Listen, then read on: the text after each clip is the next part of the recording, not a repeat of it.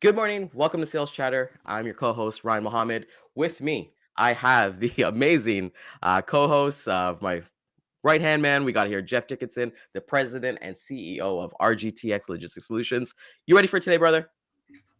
I am. I'm ready for today, man. Whenever you're ready to go, let's do this.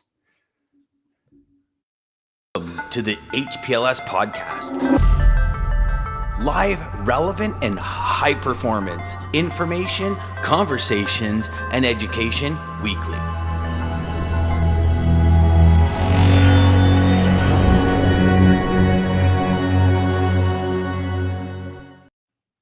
Let's get right to it. So, Jeff, today we have a special guest for you. We have the Vice President of Sales at 12 Point Logistics, the current SHW champion. And in his senior year at the Chattanooga Mocs football team, he posted 35 tackles and 2 interceptions as a linebacker. And currently, finally, the host of the CWG podcast, the People's Captain. And even though we have so many accolades that we just kind of named, I'm pretty sure his favorite is being the father of Marcus, and he does have a child on the way as well. We've got the man, the people's captain, Gunnar Miller. What's up, brother? Hey, man, quick question. So a lot of people carry these belts around, right, in brokerages. You see it all over the country. You see people with the phone call warrior, the I made this many outbound calls warrior, the I booked this much freight because somebody had a good customer warrior, all this type stuff, right? But nobody has like an actual belt that they actually won with blood, sweat, and tears, but this vice president does. So for all you fake chimps out there in the brokerage space, just want to let you know you own the right podcast. You own the podcast to learn something. You own the podcast to get something across. But you're here with the people's captain. You're here with Ryan Muhammad. You're here with the cowboy. You're here with Jeff Dickinson. This is going to be fun. Let's get 30. Let's get this thing going, bro. Yeah, let's do this, man. It's awesome. Yeah, it's awesome. It's pretty awesome. So, let's dig right into it. Jeff, you guys kind of want to mention to talk about his next part. Yeah, man. So, Gunnar, man, welcome to the show. Thanks for taking the time out of your busy day to join us. I know you definitely are busy with so many different things. I'm really curious. How did you get into the industry, my friend? Yeah, it's a great question. So I fell into it on accident, just like so many people did, I believe. I played football at UTC, University of Tennessee, Chattanooga. Played for 4 years. When I got out, I was getting recruited by the WWE for professional wrestling. Didn't necessarily know what I was going to do, but there was all these articles out in town in Chattanooga. Chattanooga is the smallest big city you can be across when it comes to putting newspapers and articles out. Everybody knows who you are, right?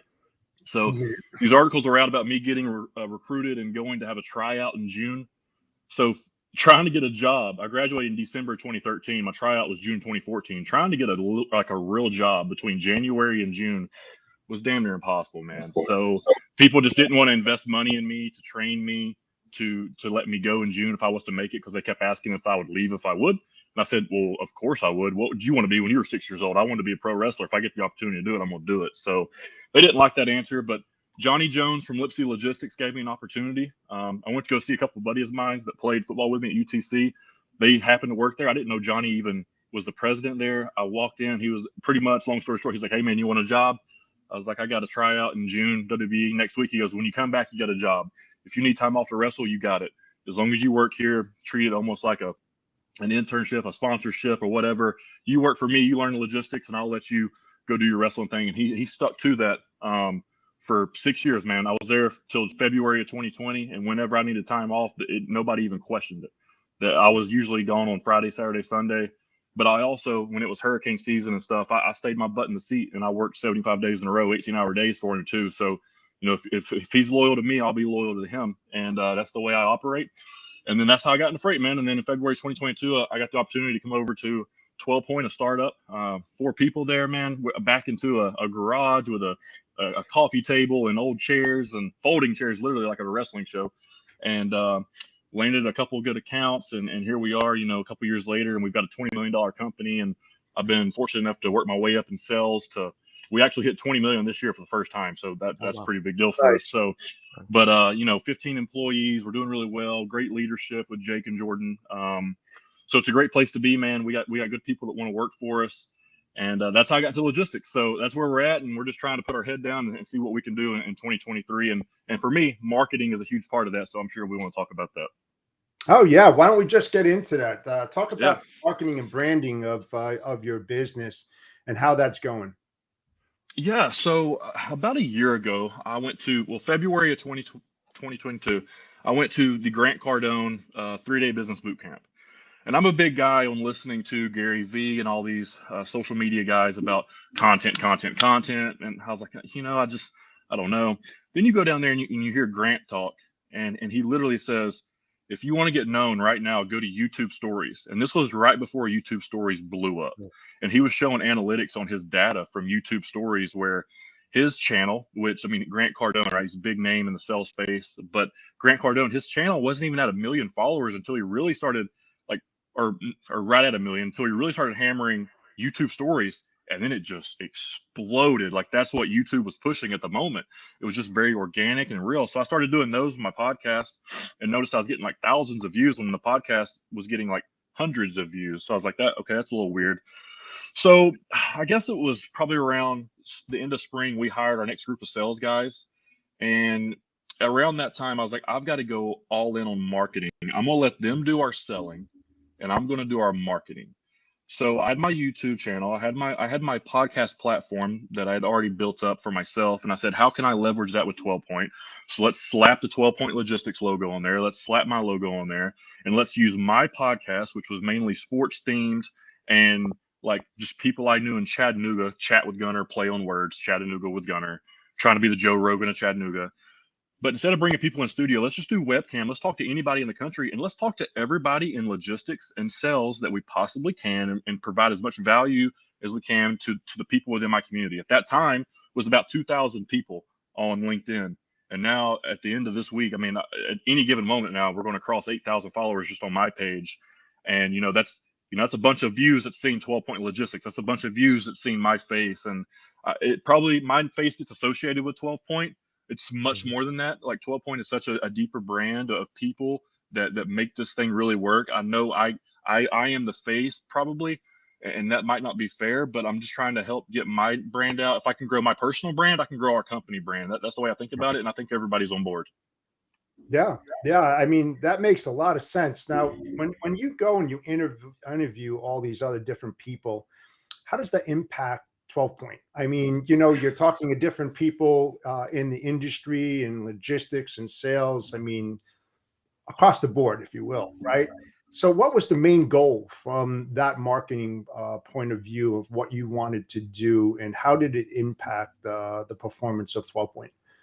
That's the best question I've been asked on a podcast yet, Jeff. I swear I've been waiting for something like this. So the reason I did it was because Jake and Jordan and myself, we all got into logistics around the same time, right around 2014. Jordan might have worked another 12 months or so prior. He was a cop before that, right? They were both cops. So we don't have somebody that we can go to that has 20 years of experience that we can get knowledge from their failures, from their successes, to be able to pick their brain. We can text them, right? We can text them, and maybe those people don't give us all the right information or anything because it's a text. And sometimes with a text, it's like, yeah, man, if I really like you, I'll text you and I'll give you information. But if you put somebody on a platform, a podcast that's live out there for LinkedIn, they're going to be a little bit more energetic. They're going to give you a little bit more because they're trying to act like they know some things for people that are watching, right? So I was like, how many people can I talk to in logistics through webcam so that I can gain experience, gain knowledge, gain the information that I would grab from a 20-year vet, but just grab it from all walks of life in logistics, whether it's a shipper, whether it's a broker, whether it's a driver, whether it's an asset trucking company, whether it's a CEO, whether it's a CSR, whether it's a marketer, whoever it is. I don't care if you're making $30,000 at a company or if you're making millions of dollars at a company. I want to hear every perspective so that I can understand everything that's going on in the freight game, which is what I call it, keeping it very sports themed. So that was my goal. And I just try to pass everything I learned, every tidbit of information I get. I literally walk into the office and I'm like, hey man, I just talked to so-and-so and this is what he said. And I give them the information. They don't got to watch my podcast to get the information that I'm trying to get, because I'm trying to extract very minimal information out of certain individuals and then passing that along to my team. And then all the other fluff is good for the audience. So it's win-win for both sides. Gotcha. Now, when you think about other competitors, right, and it's either an eat or be eaten type of game, right? I think we can all agree upon that, right? If you're not first, you're last. So when you think about that, does that open up you for criticism for not knowing that? Because what I'm hearing is that you're learning from others and you're taking little bits and pieces and you're creating your own way of doing things. So how does that come across to others? I'm just curious on that. No, I mean, devil's advocate. I love it. So when you put yourself out there on a public forum and you're exposing maybe some weaknesses, right? That's what we're talking about. Exposing some weaknesses. People can smell the blood in the water and they can attack that. Oh, Gunnar don't even know this. Why would you work with him, right? Okay. Well, what do you not know? Because there's something you Right. don't know that you're not telling somebody, that you're pretending to know, and you're giving the people just a fluffy answer, and you're just trying to sell them, right? You're being the master BSer and just doing the right thing. There's so much of that goes on in the space, in sales anywhere, right? You know when you run across a good car salesman, and you know when you run across a BSer. Like it is what it is. Like you can know within 5 minutes whether somebody's been in the industry for 2 years or 10 years. It's just very easy to tell. Right. So I would say if people think that me putting myself out there might be a weakness, that's their thought. That's their opinion. That's something they got to worry about. It literally doesn't even cross my mind. Like I've been like that my entire life. If Good. I don't know something, I'm going to ask questions. I'm the best question asker ever, because no question's a dumb question for me, because I ask the dumbest questions of all time, but I get the answers I need. Well, it's Yeah, perfect that I you said mean, that. that's the way that we all learn. I mean, from street smarts of myself and asking those critical questions and just moving up that ladder and getting to get that knowledge of every little bit and pieces of the supply chain is so critical, because now you're forming great knowledge. And if you're not reading every day and you got your finger on the pulse, you're going to be left behind. So I'm glad that you're doing that, man. That's a really good approach to learning. So keep on doing that, for my friend, for Thank sure. you. Thank you. And that's awesome to kind of think about too. And even with like your branding, Gunner, one thing I've noticed, and I'm doing my research on my own too, is that you're you're not making posts and saying, "Hey, it's 12 point," or anything like that. Even I don't even think I've seen like a logistics post from you. I think it's more of like, "Hey, your personal branding," and that's what I really respect. So, can you speak a little bit more? Because obviously, it would be intentional. The difference in, hey, you having a more human approach, hey, posting about Tom Brady or your favorite person, your favorite quarterback, and like with your family and things like that, versus like, hey, I'm a logistics broker. I can do this, I can do that. Where's the difference for you there? Okay, I've talked to so many shippers through cold calls or follow-ups or relationships that we've built with customers. They understand that every broker knows how to do everything another broker does. The difference between brokerages is not the broker. The difference between brokerages is the technology at this point. So if you're at a brokerage that has a lot of great technology, you're going to stand out. If you're at a brokerage that has an asset-based company tied to it with thousands of trucks, you're going to stand out. You're going to sell better. Now, if you're just a solo show, you're probably going to go after those small to medium-sized companies, and you're going to be their all-in guy, their number one solution. Look at John Rogers, that's on LinkedIn. I mean, that guy is absolutely crushing it. I had a 2-hour conversation with him the other week, and I'm about to do a podcast with him, but that's his strategy, right? He's like, I'm going to go be their relationship. I'm not going to go be their broker. So he takes a whole different approach to it.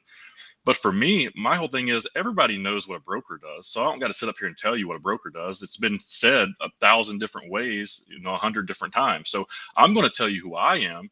And if I'm somebody that you might want to work with, then we can talk about brokering. I mean, I'll talk a little bit about sales on LinkedIn. I'll talk about branding and what's important in logistics, but I'll definitely give more gunner posts on LinkedIn, more so than I'll give industry post, because there's people Right. out there that can do that. There's reporters, there's freight waves, there's people for that.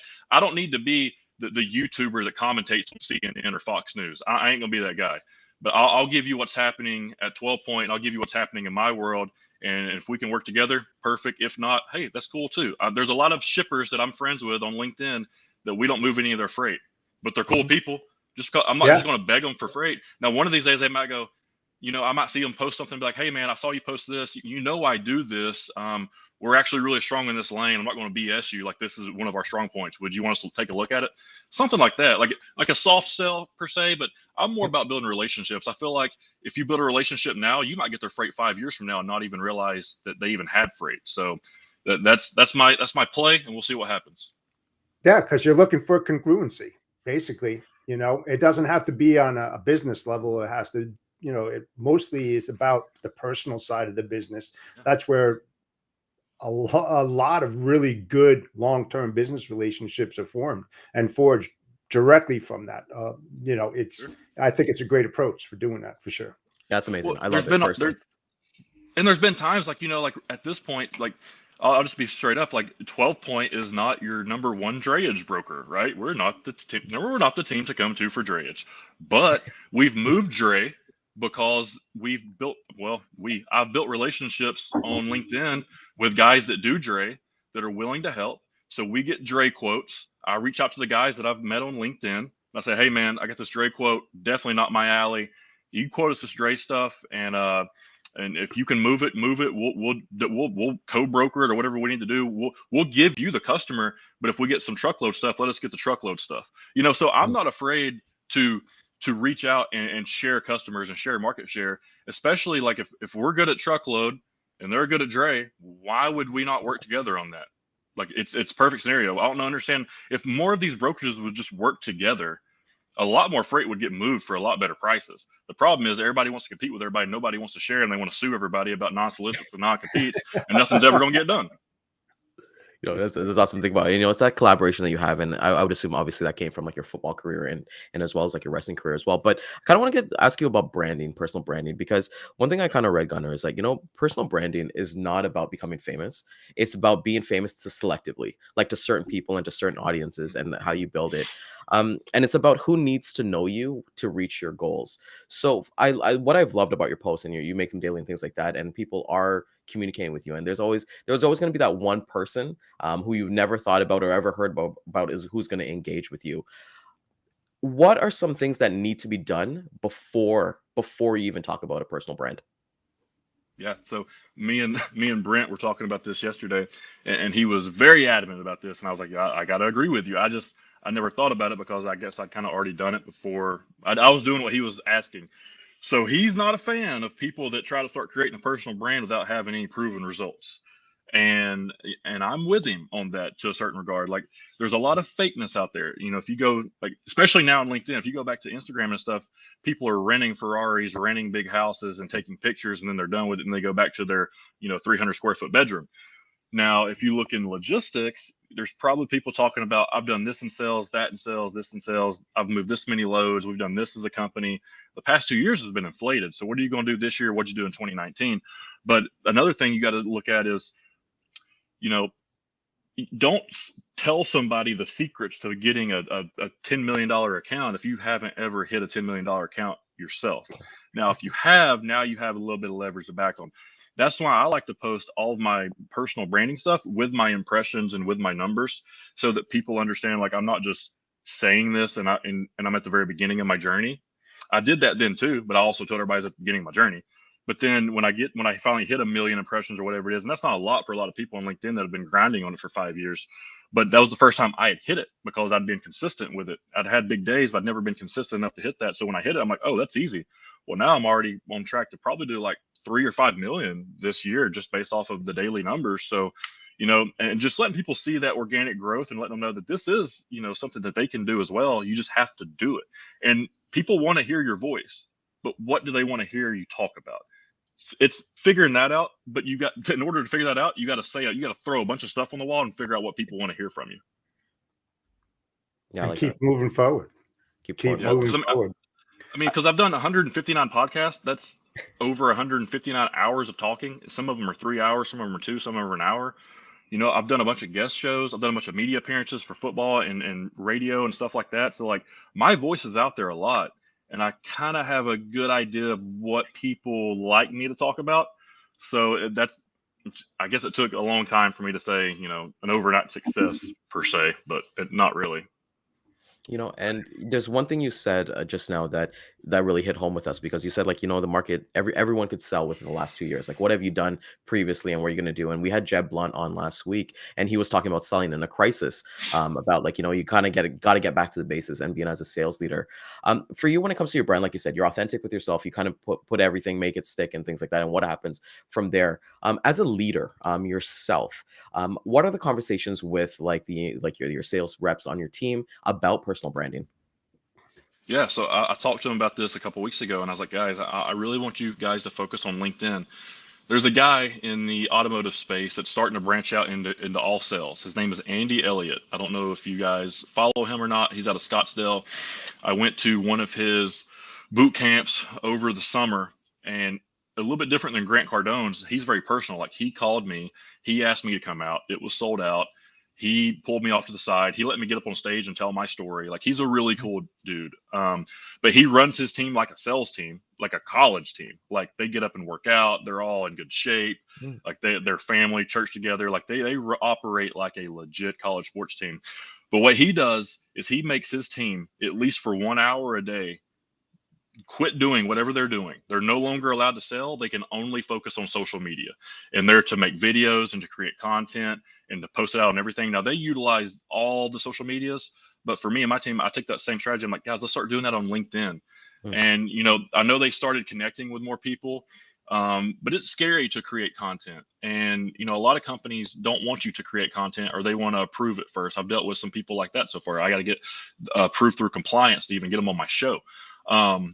But, I feel like once you give them the freedom, hey, man, go be you. I want you to be unapologetically, authentically you every single time you post something. And if it's an issue, I'll deal with it. But, I want you to be you because you're my people.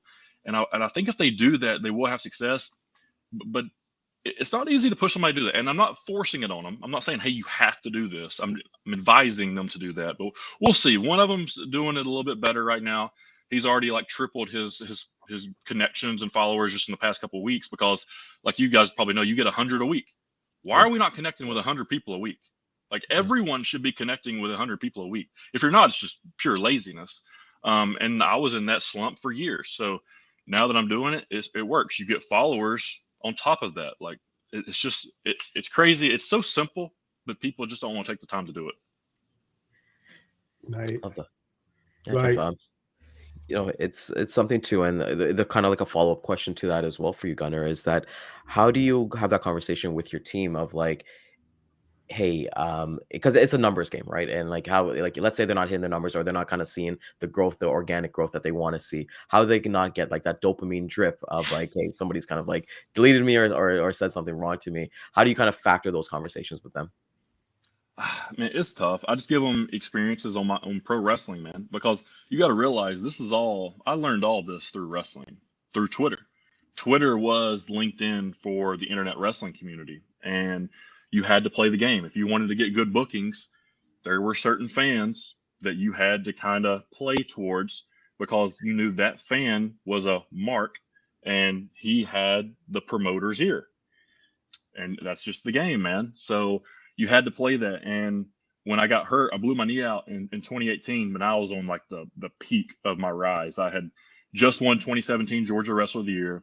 I'd just beaten Matt Riddle. My name was getting out there. I was about to wrestle Jeff Cobb in a 3-day weekend. I was about to win 2 belts and win a tournament in a 3-day weekend.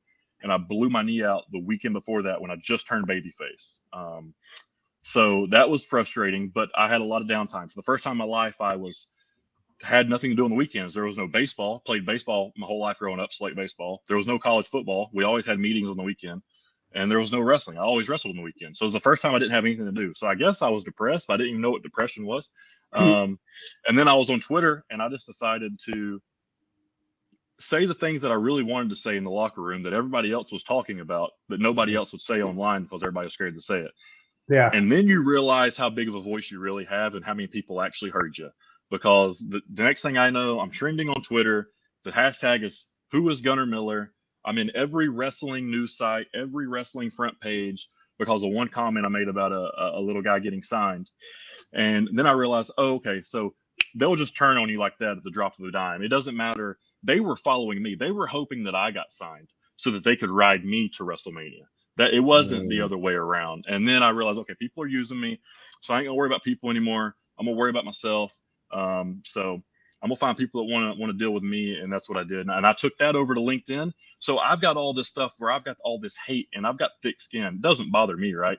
I share those stories with my guys and say, listen, you think this is bad? Somebody said you don't know what you're talking about in sales on LinkedIn. Dude, I was trending on Twitter worldwide.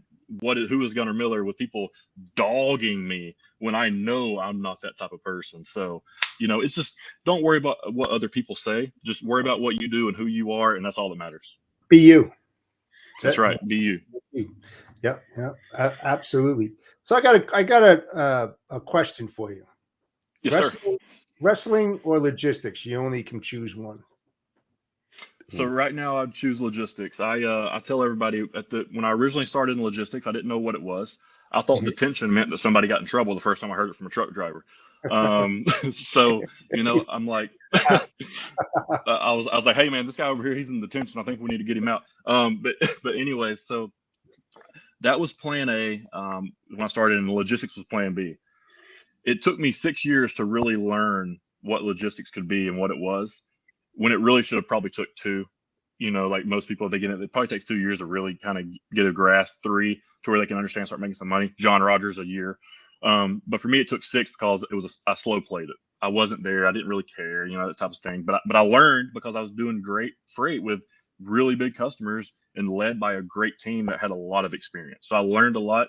I call it logistics college, almost like getting my GA. But yeah, man. So logistics. If I was to go into wrestling, I'd take a pay cut, and I'm not at a pay cut phase of my life, because if you was to get signed, you'd have to go to NXT, and if you go to NXT, you're probably, I'm not where I would want to be at NXT, and then you're still on the road. But the one thing you would get is you'd get the WWE brand to attach yourself to even grow your personal brand anymore. And I'm not going to go into too many details, but you could be like one of the wrestlers here recently just got kicked off the show because she's making more money on other websites than she is as a wrestler. Yep. Right. What do you dislike about logistics? That's a great question too. I would say I don't dislike logistics as a whole. I think the industry could be ran better, but there's so much competition and so many sharks that it'll never be ran as efficient as it should. Which is good because we don't need a monopoly. It's good to have a bunch of different people in play. Absolutely. But at different brokerages, I would say one thing that I dislike about logistics, and this could be different companies per se, is sometimes lack of transparency in whether it is commission structure, pay, because we know that some of these customers on some of the projects pay a lot better than they would on others. And I think that money just kind of goes somewhere. I don't know where it might go, but like I feel like people at the top are playing puppet master sometimes. So I'd say transparency, maybe transparency in what actual goals, expectations, systems, and processes is. I feel like a lot of companies are just kind of like, let's just hire 5 people that know logistics and let's do logistics, but there's no structure to it or anything. So maybe nothing that I dislike about logistics, more so what I dislike about how individual companies are ran. And I'm not talking about ours per se or places that I've been, even though there's some examples in both of those, right? Because nobody's perfect. But just seeing as afar, like, these big brokers, I don't like the way they operate very much, buying freight when the market dies just because they have the money to do so, and taking money off the plate of the smaller businesses that really need it and that could probably service it better. They would just buy a whole contract out and then fail the freight, and then you end up getting it anyways, but it just creates a more mess for the shipper. So there's some strategies that maybe I don't like, but I think logistics is great, man. I think if you're my favorite people for logistics, and maybe correct me if I'm wrong, I think, former truck drivers are great for it, especially if they're getting into the office work side of it because they know the game. They're in the trenches. But athletes and military, I think athletes and military are fantastic for logistics, and even better, military women. My fiance, she's upstairs right now. She's working in it. Dude, she kicks my ass in logistics. So I'll keep that stuff. Like, I can do the selling and stuff, but dude, as an operator, like, she's a beast. So like, she's organized, structured, and she knows what she's doing, and she's very forceful. So like, but it's that Marine in her, So that's those people. Those are bosses. And you look them up. See those military women that are in the game. None of them are doing bad. They're all doing well. So that's the ballers. Yeah. Structure is fantastic. Definitely all the way. I'd have to agree with you on that. I mean, I work for Snyder, and Snyder National is a very structured military type operation, and it taught me a tremendous amount. So I cannot agree with you more, Gunnar, on that. Yeah. That you must have structure in a business in order to move the peanut forward, and you have to be precise, and you have to have a lot of precision, And it seems like you definitely do. What is your niche? Let everybody know what your niche. It's time for you to promote yourself. Go for it.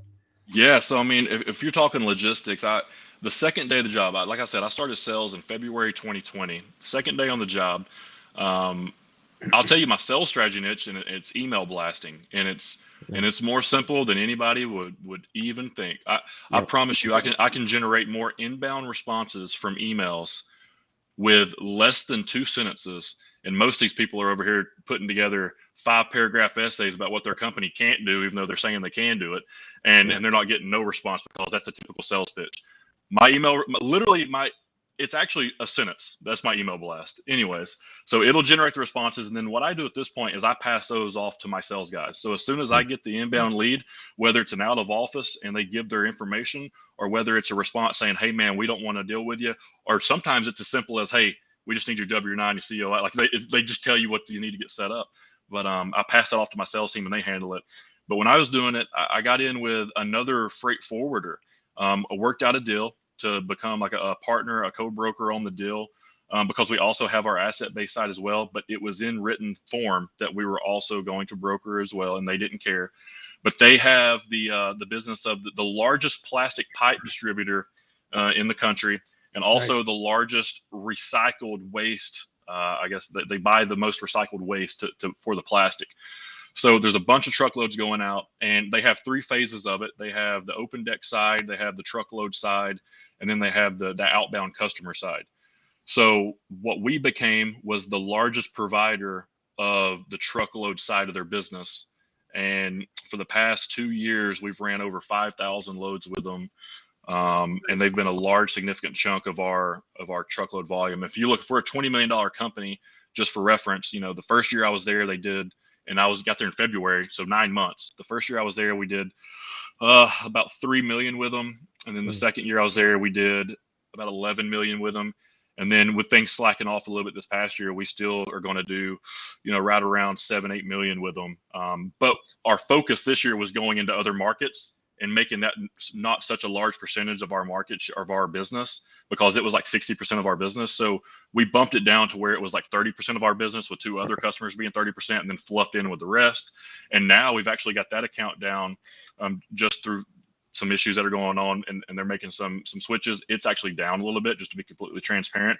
But our other accounts are keeping us ahead. Like, we're still growing, we're still doing well. So it'll be interesting to see what 2023 does. Especially as because you notice this, like, you have a great relationship with the forwarder, right? But then they ultimately have the customer. That's the only risk you take when you do that. Yeah. And when they have the relationship with the customer, and the customer says, hey, we no longer care about service because we've gotten our ass kicked for the past 3 years.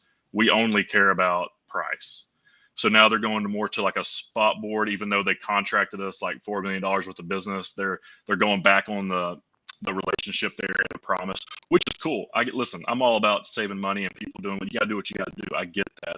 Right. So, but when you do that, a little bit more transparency would work. And I guess that's what I would say about logistics. Like, everybody's cool as long as the market's staying the same. But as soon as the market flips in any certain way, everybody's trying to cut everybody's throat. So even when you have a great relationship with somebody, so it's finding that steady business that's not going to kill you year round. And for my sales guys, it's the flatbed market.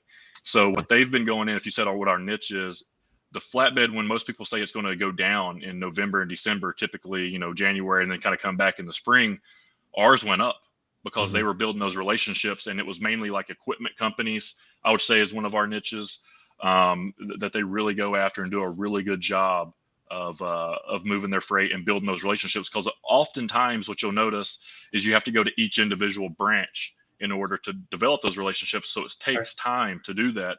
But once you do it, you're the number one guy they call. So a couple of our reps have done that really well, and they're just good account managers. So, if anything, I'd say our niche is customer service, and just doing what we're saying we're going to do, and just trying to provide that.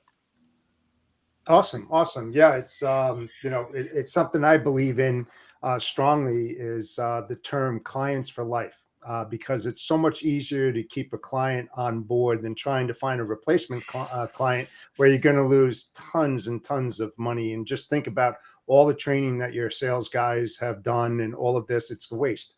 If if you're not servicing your current clients the way that is, because in a lot of cases, those current clients is actually bringing more revenue than the new ones, because you're fostering that relationship, you're building it. You just said it yourself. You go from 3 to 5 to 10 million one customer. So you're doing the right things, and you're not working really hard. You're working smart on those clients, and it puts more money back in your pocket for sure, and theirs as well. So it's a great approach. Yeah, and it worked for us, especially to get us, I'd say, the foundational years. I mean, if you look at a small business, if you can get out of year one, that's a win. Yeah. Yeah. They brought me on in year two, so if you can grow year over year for the next 3 years, even better. But now going into this, this fifth season per se, like this really make or break a company. Like, are you at the same? Do you go back a little bit, or do you go forward?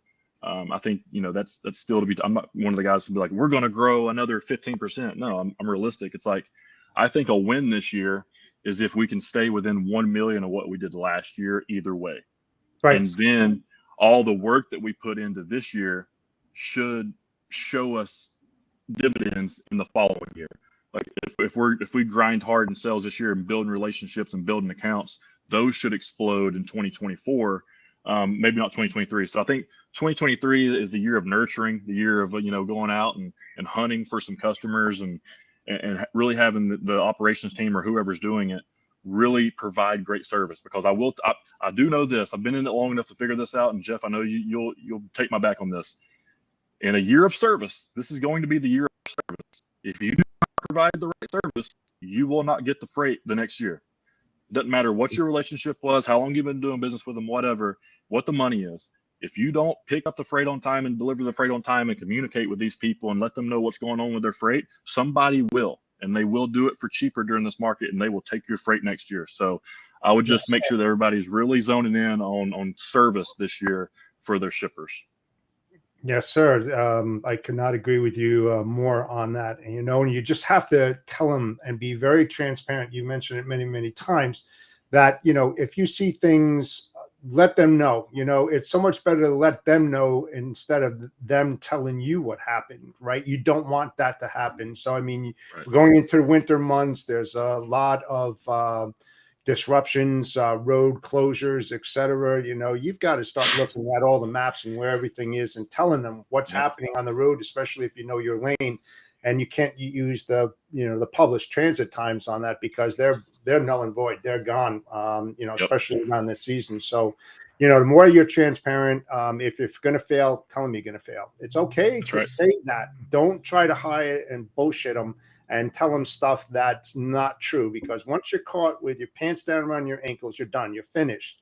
As hard as it may be to tell them the truth, tell them the truth. They really do want to hear it, for sure. Yeah, I say no news is bad news and bad news is good news. You just got to let them know what's going on. Correct. Well, they said that. And, as we're kind of going to be wrapping up this episode, I know I saw your post this morning, Gunnar, about people taking this week. Very quickly, what are 3 habits that every sales rep, every logistics professional should have for next year? Oh, wow. That's great. Well, I mean, we'll keep it basic and simple. I'd say one habit you need to have is, I would take at least an hour a day, because listen, I know how people work. They don't work focused. That's me too. So take at least an hour a day. I call them power hours, and get something done, whether that is making cold calls, whether that is prospecting, whether that is sending out LinkedIn, whether that is sending email blasts, whatever, because you can get a lot done in 1 hour. So I would say really focus on incorporating a power hour in your daily work. Another thing that I would do is I would have some sort of action goal, whether that is, calls, LinkedIn, emails, something, a touch goal, like how many touches did you make a day? And I would try to have an amount to where I would want to know how many times you fail, more so than how many times you're successful, because the more you fail, the more successful you will be. And then another goal I would have would be to set, or a habit what I would have would be to set daily goals and to keep them. So when I say that, have like 3 things that you need to get done every day, and make sure you do them. But if you don't, just add it to the next day. Don't do it. I think a lot of times people write down a daily goal and they get 2 done. They don't do the third, that the third just kind of disappears and it just kind of floats over here in the I'll do it later space. So I would say, have some goals, some daily goals, mark those goals, make sure that you get them done. Obviously doing your actions. So that would be important. So, but you kind of caught me with my pants down on that one. I'm gonna think about that a little bit deeper. Yeah, that's what we do. That's why we go. We're not scripted. We don't send you a list of questions No, before. No, it's fine. I love it. We're definitely ad hoc for sure. We're absolutely No, ad I hoc. love that. But I'm gonna think about that now, and then I might tag you guys in a post later and do a little follow up on that as well. So because that was a great question. That it's good to have those goals because everybody's different, right? In this space, you've got like, what's a person going to do that's cradle to grave that a person is going to do the split model that might be a little bit different. Like, so when you're talking to logistics as a whole, you kind of have to specify, am I talking to a guy that's a one-man shop or am I talking to a guy that just has to sell? Because now if I'm talking to a person that's a one-man shop, well, now I'm probably, one of my habits is probably I'm focusing on the carrier side, I'm focusing on the customer side, and then I'm focusing on the personal branding side. So maybe that's a better way to spin that. So maybe if you took 3 focused hours a day to focus on the customer, the carrier, and you, and then spend the rest of the 5 hours or 18 hours in logistics, kind of like how we work, putting out fires, because after 8 a.m. you're a first responder. So, and one thing is I'd get up early before the day starts and get all your personal time in, because as soon as 8 o'clock hits, you're just responding to people. Perfect. So Gunnar, I want to thank you so much. This was so much fun. I'm so happy to have you on here. How can people get a hold of you if they want to hit you up? They want to see the podcast. They want to come see one of you defending that belt. Plug your stuff, brother. Well, man, you can go over to Twitter and you can go to Instagram and Facebook and everything, but I really want you guys to focus on LinkedIn. You can find me on LinkedIn. You can go to the CWG podcast, but the YouTube channel has changed and much easier to find. It's just Gunnar Miller. Go to Gunnar Miller and find it. If you go to the People's Captain YouTube, you've went too far and now you're on the rabbit hole of professional wrestling. Good luck to you. It'd be fun. But if you want to come watch me in professional wrestling, my next max is January 6th. It's in Canton, Georgia. It's me and the team of Southern Honor taking on the team of Dishonor. It's our bad guys who are trying to take over our company. They've been running it for months, but I finally got the belt from the baddest dude there, because I'm now the baddest dude there. And the People's Captain is going to bring a couple teammates, and we're going to take back our company. And we're going to 2023 with a good year. It's going to be a great year for wrestling, a great year for sales, a great year for logistics, and a great year for podcasting and branding. Thank you so much, brother. So we want to thank everybody coming out this morning. We'll hit the replay back at 12 and 3 p.m. Eastern time on LinkedIn, Facebook, YouTube, and Twitter. Tomorrow is going to be Data Day with Dean, as we kind of look at what's going to be happening for the next week in logistics. It's going to be a banger episode. But once again, thank you to our sponsor, Daman at Centurion Trucking. He actually is looking for agents across North America and paying up to 60% off to the agents there. So, Jeff, always a pleasure, brother. Gunnar. Same here, man. Thanks so much for coming on the show. You guys do such a great job, man. Such a great job with your show. Thank you so much for having me on. Yep. Thanks, guys. We'll talk soon, Gunnar. Thanks, buddy. Yep. See you, brother.